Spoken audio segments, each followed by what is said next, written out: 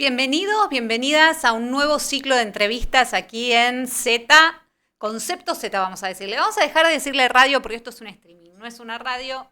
Aquí en Concepto Z estamos con Magda Arias, doctora en Ciencias Económicas, docente, investigadora, primera secretaria de la Embajada de Cuba en Argentina y encargada de asuntos culturales. Vamos a hablar todo lo que tenés que saber sobre el bloqueo, sobre el hostigamiento de Estados Unidos sobre nuestra amada Cuba, sobre lo que está haciendo el pueblo heroico cubano para resistir y para confrontar estas políticas injerencistas y brutales por parte del gobierno de Estados Unidos. ¿Y qué pasa hoy con Donald Trump o con esta nueva gestión de Donald Trump y su mejor amigo Marco Rubio? Todo esto lo vamos a estar conversando con nuestra compañera Magda Arias. Bienvenida a Z. Hola, buenos días, muchas gracias. Para mí es un inmenso placer estar hoy aquí y poder conversar con todas y todos ustedes. Vamos a arrancar, me parece, un poco con el contexto actual, ¿no? ¿Qué implica este nuevo gobierno de Trump en Estados Unidos para Cuba y las políticas que está implementando, sobre todo el haber vuelto a incorporar a Cuba en la lista de países terroristas, ¿no? Esto es muy grave y bueno, ¿y qué pasa con Marco Rubio? Pero vamos de a poco. Primero, ¿qué nuevo contexto abre esta nueva gestión de Trump? Sin lugar a dudas, esta nueva gestión de Trump es una gestión que hay que comprender y analizar de una manera diferente a todo lo conocido hasta hoy. Eso es un primer elemento que me parece muy importante. Por otro lado, para comprender lo que está ocurriendo con el gobierno de los Estados Unidos, hay que remontarse a la historia de los padres fundadores de la Unión, porque desde sus orígenes ellos tenían la concepción de que América Latina debía ser parte de las lógicas económicas del país y específicamente Cuba tenía que incorporarse como parte de la Unión. Incluso llegaron a decir que por voluntad de Dios Cuba era parte de esa unión por su posición geográfica, por lo que representaba. Es por eso que cuando vamos a la historia encontramos que José Martí hablaba del valor y la importancia de la independencia de Cuba, de que no avanzara Estados Unidos con esa fuerza más sobre nuestras tierras de América y sobre todo buscar la independencia de Cuba y de Puerto Rico, que era una puerta natural de entrada al resto de los países de nuestra América. Por otro lado, no podemos avanzar en la comprensión de lo que ocurre en Estados Unidos si no tenemos en cuenta el papel que la doctrina Monroe ha jugado a lo largo de la historia y el interés por alejar de nuestras tierras cualquier opción colonial, cualquier país que no sea de la región y que tenga intereses, hoy llamaríamos geopolíticos, sobre nuestro territorio y por tanto ellos tendrían la supremacía para controlar los destinos. Y así han trabajado y han llevado adelante sus políticas, la clase política estadounidense. Ahora, en el caso de Cuba específicamente, y que entronca con todo el gobierno de Trump, Estados Unidos, que se encontraba en pleno desarrollo capitalista y tras la independencia de las 13 colonias, que ya está en proceso de consolidación el país, necesitaba de nuevos territorios, necesitaba de mucha materia prima. Y esos nuevos territorios y esa materia prima era absorbida desde América. Y Martí también decía que eran capaces de llenarnos de cosas innecesarias, de artículos innecesarios que eran producidos en Estados Unidos y que tenían que tener una salida. Ahí se mezcla también en la doctrina el elemento que para nosotros parece un poco hasta raro, suena raro porque es absolutamente colonial, y es que a los países se controla a través de la espada o a través del dinero. O sea, es por la fuerza o es mediante préstamos y la dependencia económica. Entonces, ahí caemos en este nuevo gobierno de Estados Unidos y en Trump y Marco Rubio, cuando Marco Rubio declara públicamente que iban a hacer la paz con el uso de la fuerza. Eso, de alguna manera, nos está demostrando que en Estados Unidos, en la clase política estadounidense y específicamente en sus halcones, que son los que se encargan de conducir los destinos de ese gran país, lo que buscan es el control, es mantener la supremacía, mantener la hegemonía, específicamente en el plano de la economía, y que eso lo hacen a contrapelo de cualquier acuerdo, a contrapelo de cualquier resistencia, y que justamente para sobreponerse a todo eso van a utilizar la fuerza. Y es lo que ha demostrado las primeras medidas que ha ido adoptando el gobierno tras su reciente asunción. Uh-huh. En un artículo que vos escribiste hace algunos años, leía que cuando definías al bloqueo, decías que era como una declaración de guerra a Cuba y al pueblo cubano. Bueno, si vos tuvieras que definir cuáles son las implicancias del bloqueo hoy para el día a día de un cubano, de una cubana, de una persona que quiere vivir su vida en su país de manera soberana y autónoma, ¿cómo lo describirías? Sin lugar a dudas, el tema del bloqueo es un tema que me apasiona, me ha apasionado su estudio. He escrito unos cuantos artículos que son resultado de investigaciones, pero mientras más uno se introduce en el análisis de la esencia del bloqueo, más comprende la manera sutil, la manera enmascarada de aplicar medidas que lo que buscan es ejercer el control, y a fin de cuentas ese ejercicio del control busca un solo objetivo, que es incentivar a que el pueblo cubano, privado de recursos, privado de medicamentos, privado de alimentos y con un salario real que no satisface sus necesidades, actúe y desde el propio país se destruya este proyecto socialista que estamos construyendo y que nuestro país ha elegido libremente darse.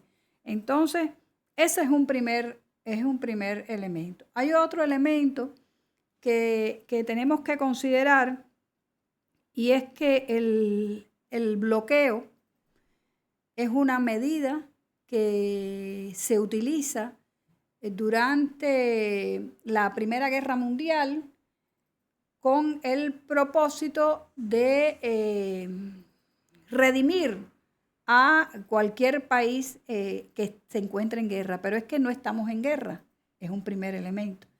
Segundo elemento, que allá en Estados Unidos en lugar de bloqueo se llama suavemente embargo. Pero embargo es una medida cautelar que se aplica cuando alguien debe algo.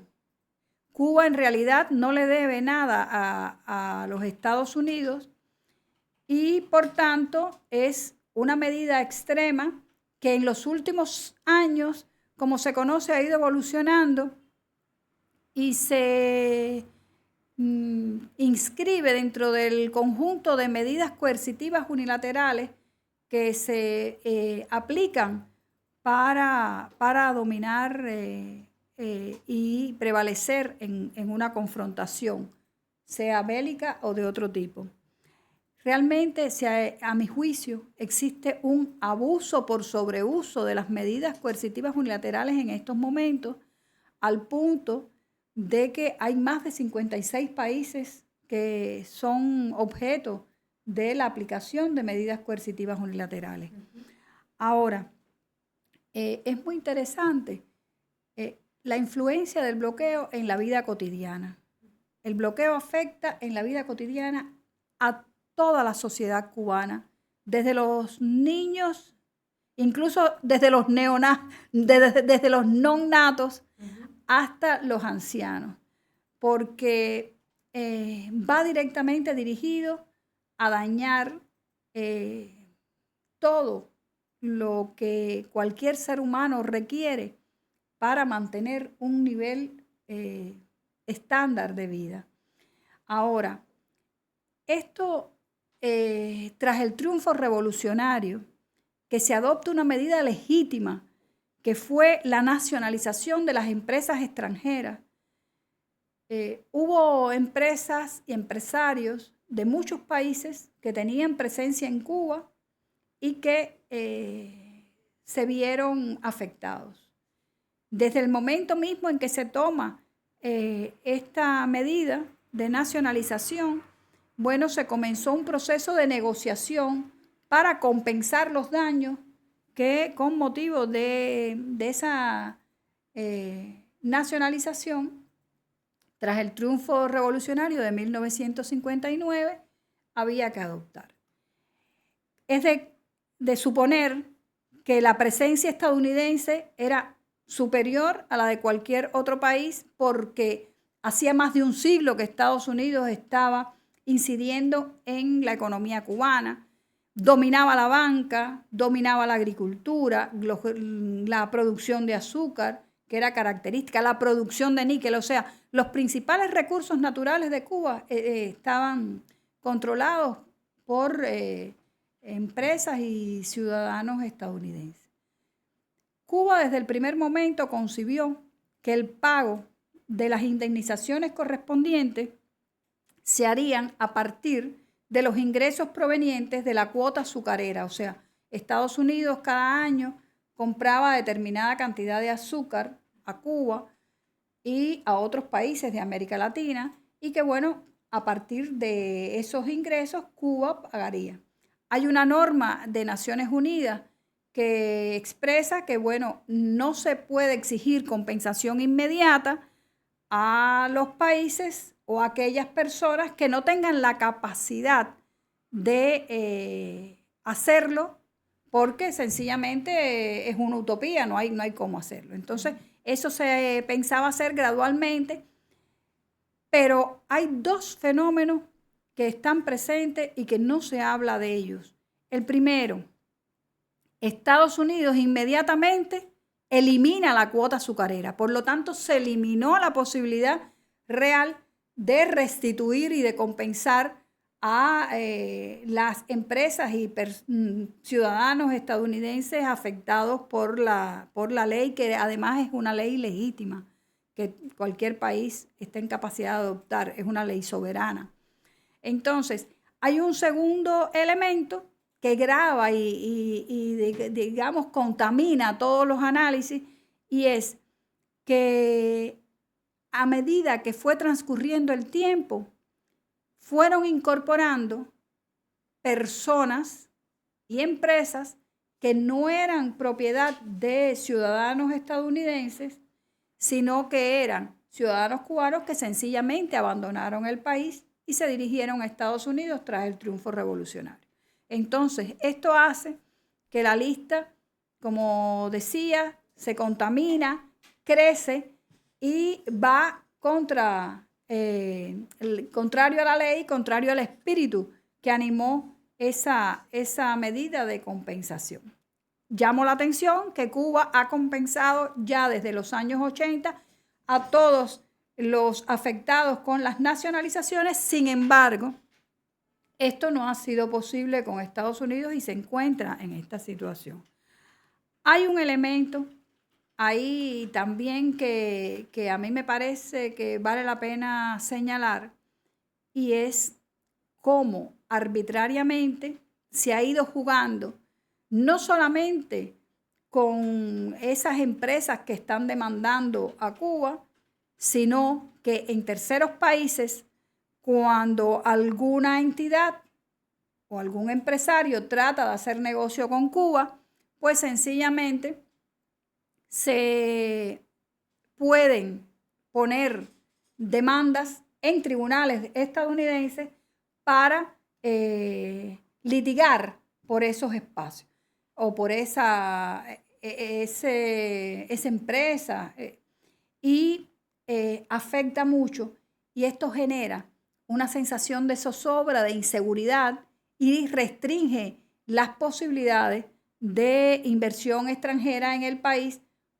porque sencillamente puede ser objeto de una demanda y con implicaciones terribles, no solamente desde el punto de vista económico por las sanciones que se aplican, sino también desde el punto de vista de la reputación, los daños a la reputación que todos sabemos las implicaciones que tiene.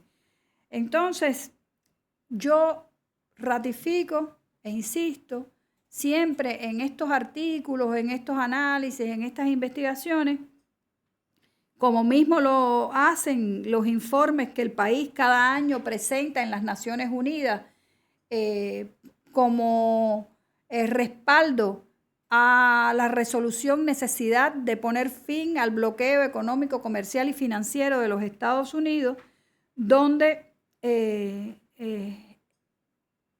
expone las evidencias que demuestran las características de esta guerra económica. Una guerra económica donde, repito, todo el pueblo cubano es víctima, donde se ve afectado absolutamente todo y donde la inclusión de Cuba en la lista confeccionada arbitrariamente en Estados Unidos de país patrocinador del terrorismo, aun cuando hay declaraciones del secretario de Estado Antony Blinken de que Cuba no estaba participando en esto, afecta porque hay normas financieras que limitan que los bancos operen con países que caen dentro de esa categoría, y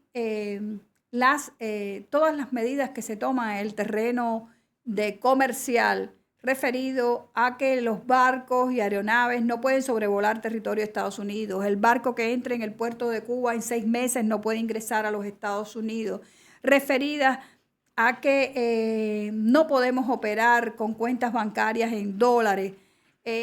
Todo esto y muchas otras medidas, como por ejemplo algo tan simple como es importar algún producto producido en cualquier parte del mundo que contenga más de un 10% de materia prima cubana, está vedado a los estadounidenses, pero además Cuba tampoco puede importar por ley nada que contenga más de un 10% de componentes estadounidenses. Entonces, es una situación realmente difícil, es una situación que pone a Cuba, al gobierno cubano, en una tensión extraordinaria para satisfacer las necesidades de la población, y enfrenta a la población a una situación de vida muy complicada, donde no existe voluntad de apoyar y donde a veces se plantea que Cuba sí puede comerciar con todos los países, que el bloqueo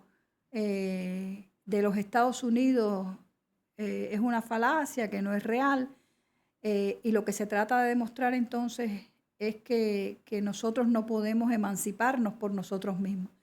Y hay una lección que Fidel nos inculcó y que nosotros asumimos, y es que Cuba demuestra cada día, en cada momento de crisis, en cada situación, la capacidad de resistir y de emanciparnos por nosotros mismos.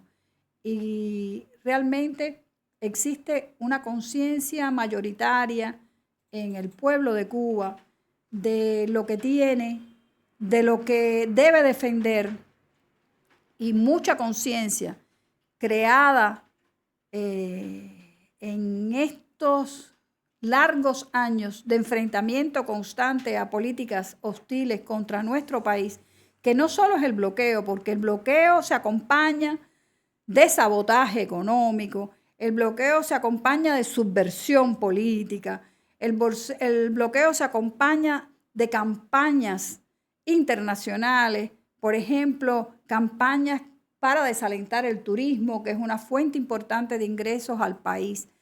Entonces, nos damos cuenta, por eso, de que es toda una guerra que califica como delito de genocidio según el derecho internacional, porque se trata de exterminar a toda una población por el simple hecho de intentar ser libre, independiente y soberana, adoptar sus propias leyes, definir cómo actuar y buscar mantener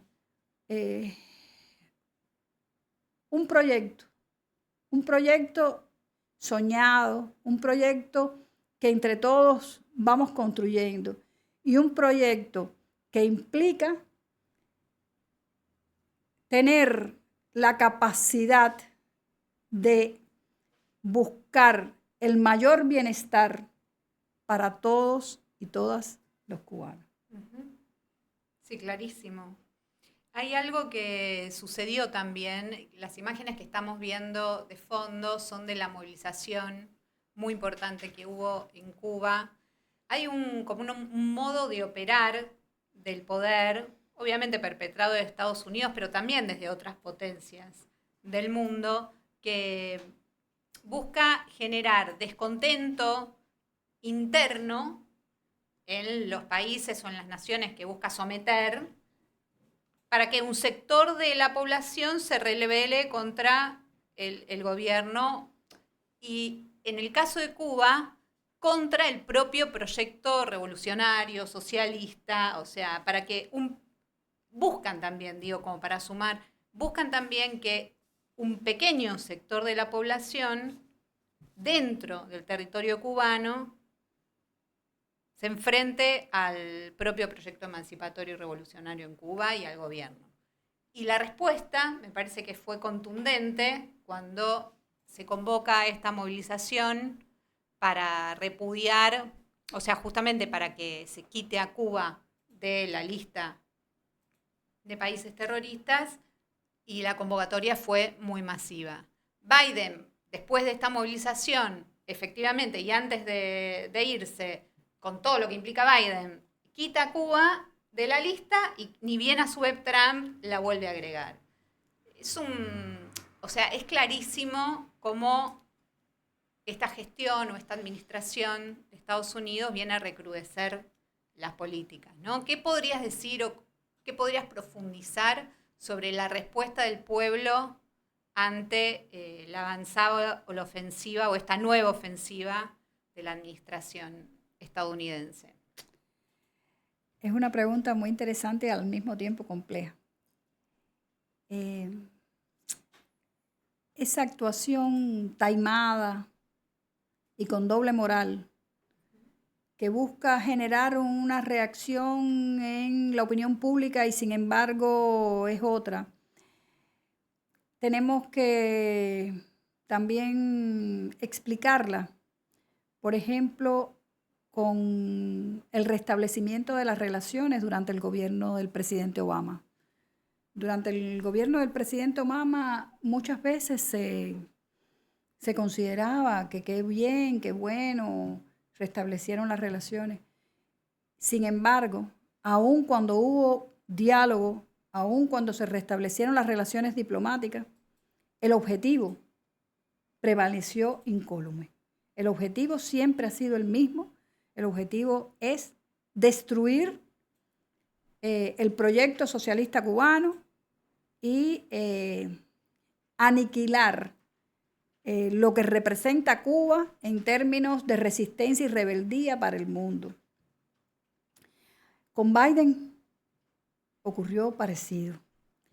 Biden, el gobierno de Biden,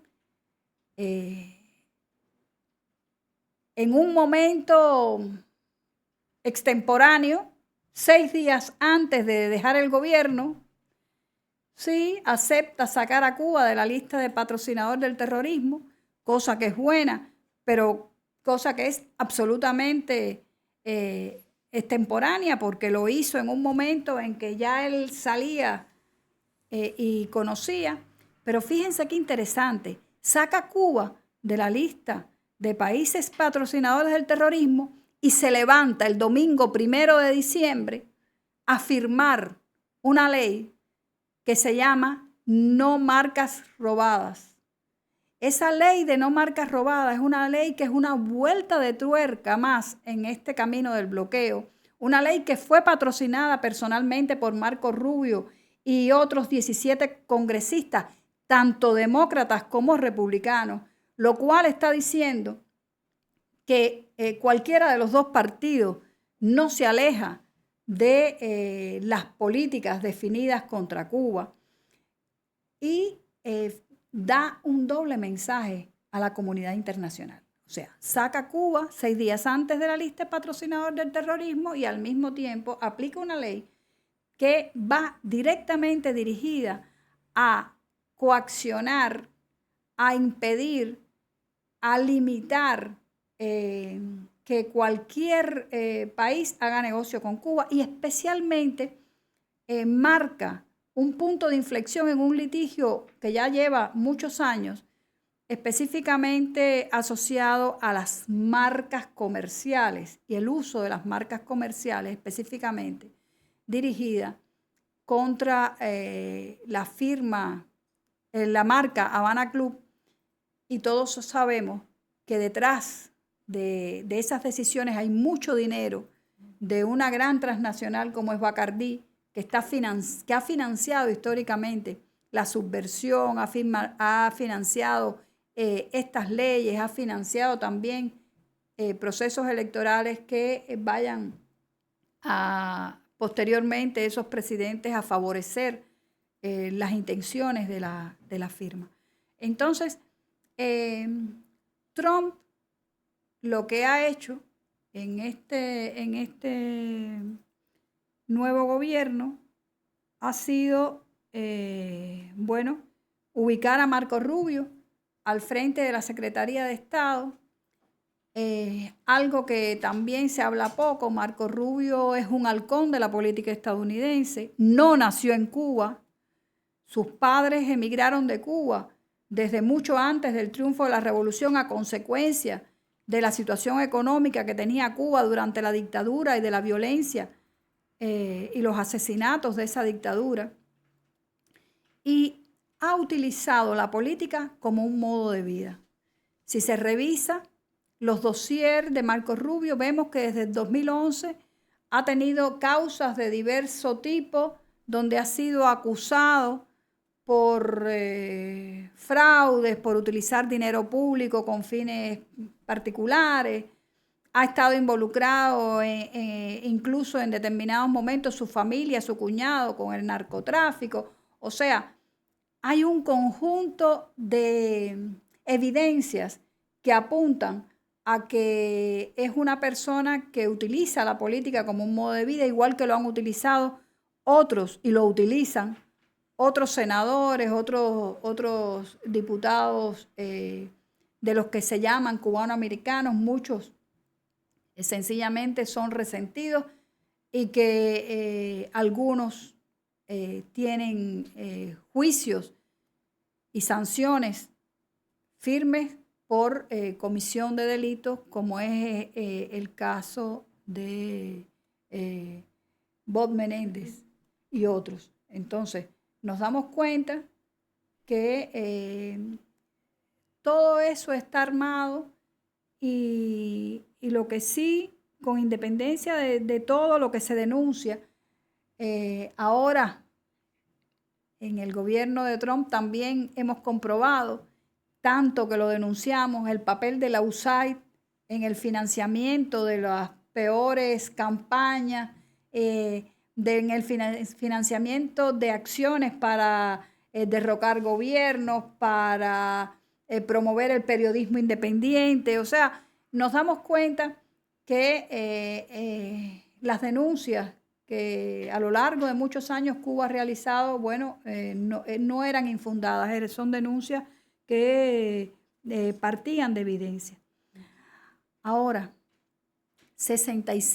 más de 65 años de enfrentamiento constante a esas acciones. 65 años donde el gobierno de Cuba ha estado trabajando intensa y creativamente para sortear los efectos tan extraordinariamente adversos del bloqueo y del resto de las acciones, porque cabe recordar, por ejemplo, una epidemia que se introdujo en Cuba como tanto en el mundo para los humanos como para los animales, la fiebre porcina, una epidemia de dengue hemorrágico que murieron más de 100 niños por causa de esta epidemia. Son epidemias que se introducen en Cuba a modo de sabotaje, a modo de reforzar los daños. Pero todo este esfuerzo conjunto se enfrenta, y repito, con una voluntad mayoritaria. ¿Qué pasa? Las sociedades no son uniformes. En toda sociedad hay personas que lo que desean es vivir. Hay personas que no miran al prójimo, al que tienen al lado, al compañero. Hay personas que se desentienden de los procesos sociales e históricos. Y por supuesto, esas personas en las que prevalece el individualismo, que por suerte son las menos, que por suerte, en la medida en que uno se desarrolla, estudia, analiza y fomenta un pensamiento crítico, comienza a darse cuenta de que las cosas no son como las ves a veces. Eso hace que haya un núcleo de resistencia, dispuesto a confrontar y seguro de la victoria. Uh-huh. Que eso parece mentira, pero tener la certeza de que las cosas van a salir, de que las cosas van a salir bien, pero que indiscutiblemente requieren del apoyo, del trabajo, del esfuerzo de todos. Vuelvo a Martí. A mí Martí me gusta mucho y por eso lo gloso constantemente. Martí decía, pueblo ocupado es pueblo salvado. En la medida en que el pueblo de Cuba se mantiene ocupado en la construcción de su proyecto, buscando salidas, haciendo esfuerzos para sobreponerse a los daños, eso es un factor extraordinario, por un lado, de unidad, pero por otro, un factor extraordinario para tener fe y la certeza en la victoria, en el futuro, en las posibilidades, en la capacidad de hacer. Y sirve de mucho la definición de revolución de Fidel. Nos sirve de mucho y siempre hay que pensar, hay que tener sentido del momento histórico. Hay que cambiar todo lo que deba ser cambiado. Y al mismo tiempo tenemos que ejercitar esa capacidad de emanciparnos por nosotros mismos. Hermoso. Me parece que, retomando a Fidel, hoy más que nunca vuelve a estar como en primer plano la batalla de ideas, ¿no? Porque en todos los países que las potencias quieren someter, potencias capitalistas, ¿no? Estamos hablando, quieren someter, hacen un ejercicio de confrontación ideológica, como como hacía mucho creo que no veíamos, un ejercicio explícito de confrontación ideológica. Es decir, venimos a otra vez, como en la Guerra Fría, digamos, venimos a combatir el comunismo, venimos a combatir el socialismo, venimos a erradicar toda expresión en el mundo emancipatoria. Entonces me parece que sería un buen ejercicio, no solo recordar de qué hablamos cuando hablamos de socialismo, por supuesto, sino también contar qué es lo que se hizo en Cuba después del triunfo de la revolución en términos sociales, o sea, cómo mejoró efectivamente la vida del pueblo, porque los datos, las cifras de todo el proceso revolucionario cubano son increíbles y están en las antípodas de lo que cualquier país capitalista del mundo podría decir en cuanto a sus poblaciones, aún estando bloqueada.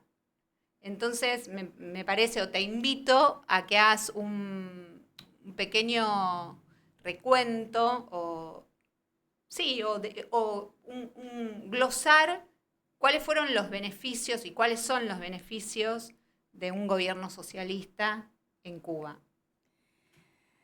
Una pregunta abarcadora y sin duda que hay que rescatar, retomar y difundir justamente en esta encrucijada en que todos los esfuerzos están enfocados en aniquilar, en destruir la idea del socialismo como un momento especial para los seres humanos. Lo primero que se me ocurre exponer en respuesta a esta pregunta es que Cuba demuestra que cuando los recursos se administran y se utilizan con un propósito y se busca beneficiar al grueso de la sociedad, es posible hacerlo. Eso es un primer elemento. Es posible. Se puede lograr. Se puede ser más racional en los gastos. Se puede orientar mejor los recursos, sean abundantes o sean escasos, para resolver los problemas más acuciantes que tienen las sociedades.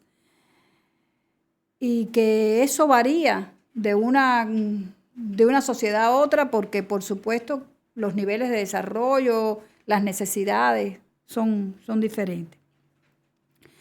Hay otro elemento que respecto a este asunto es, y sobre eso hemos discutido en determinado momento, la idea del socialismo es una idea, y del comunismo, es una idea donde todo está por hacerse, donde la experiencia constituida aparentemente no sirve para otros.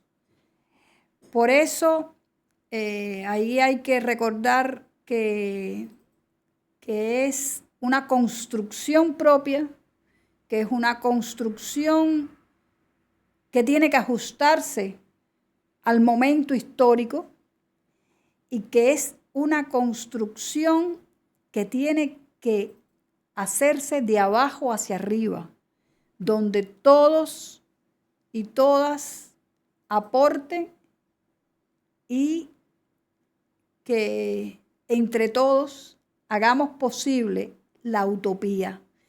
Hoy el tema de la utopía es un tema sobre el cual tenemos que discutir, sobre el cual tenemos que hablar para traer esa utopía a la realidad, a la cotidianidad. Eso fue lo que hizo Fidel. Eso fue lo que hizo la revolución triunfante en 1959. Eso es lo que permitió que en medio de una hostilidad extraordinaria, en el año 1961, se pudiera Cuba declarar territorio libre de analfabetismo. Una campaña que estuvo mediada incluso por la agresión de Playa Girón, de Bahía de Cochinos.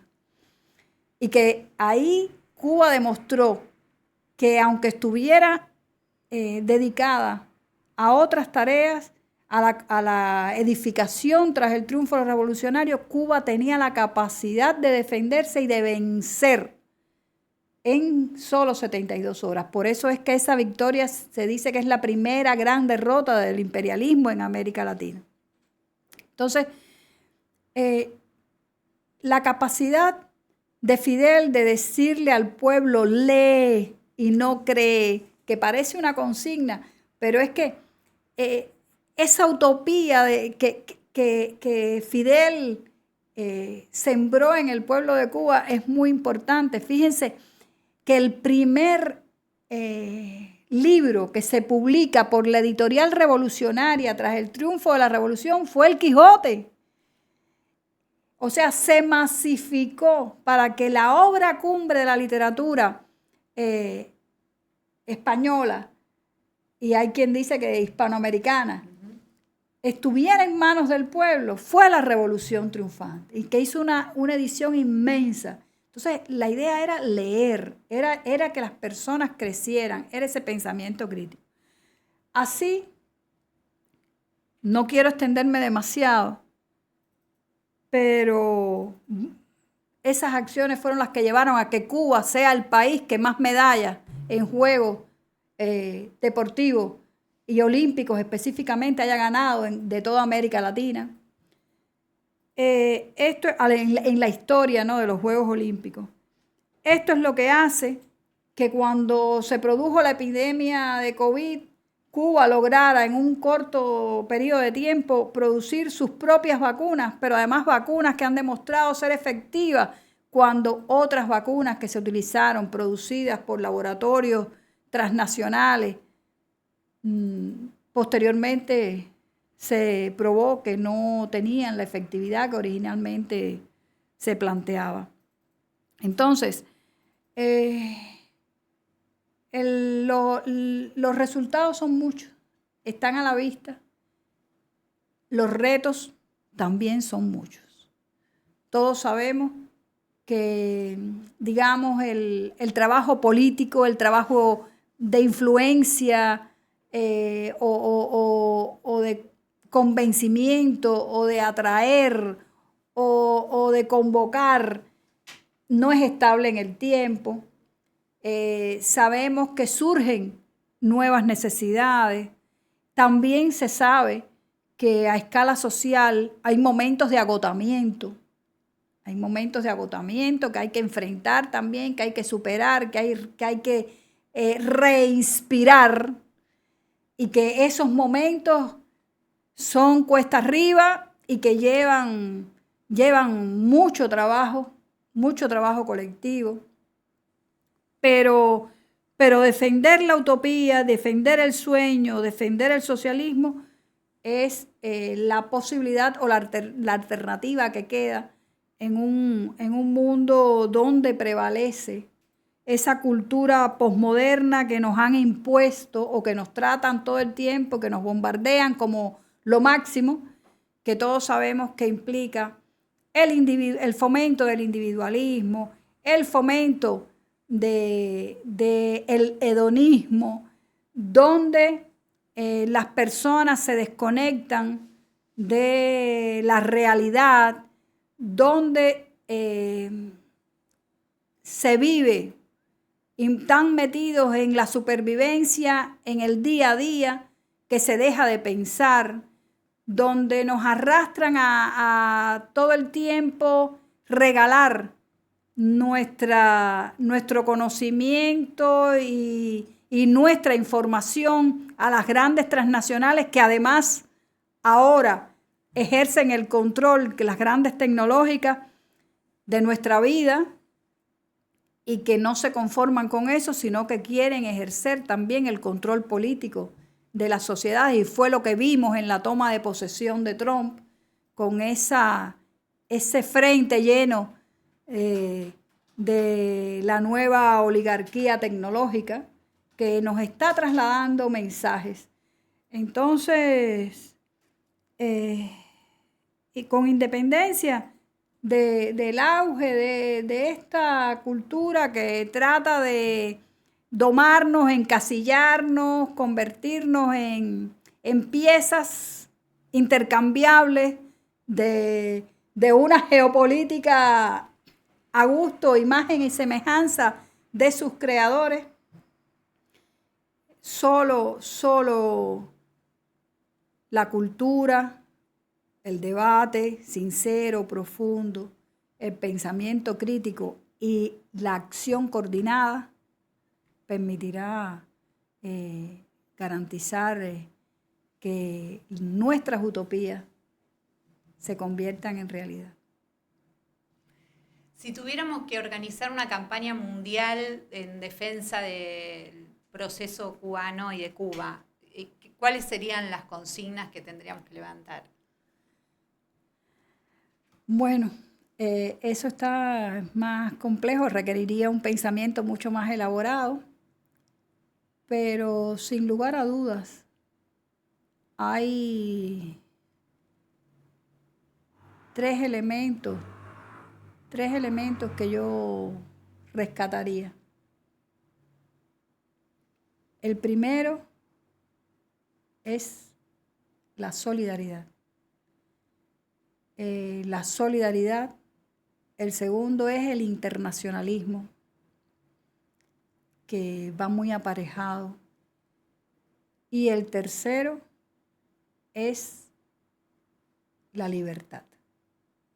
La libertad para actuar, para vivir y para defender aquello en lo que se cree. Son tres elementos que necesitamos sí o sí que estén siempre presentes. Magda, ¿hay algo que quisieras agregar, que nos haya quedado en el tintero, que quieras retomar? En el tintero siempre quedan muchas cosas. Quizás en algún otro momento podamos seguir conversando.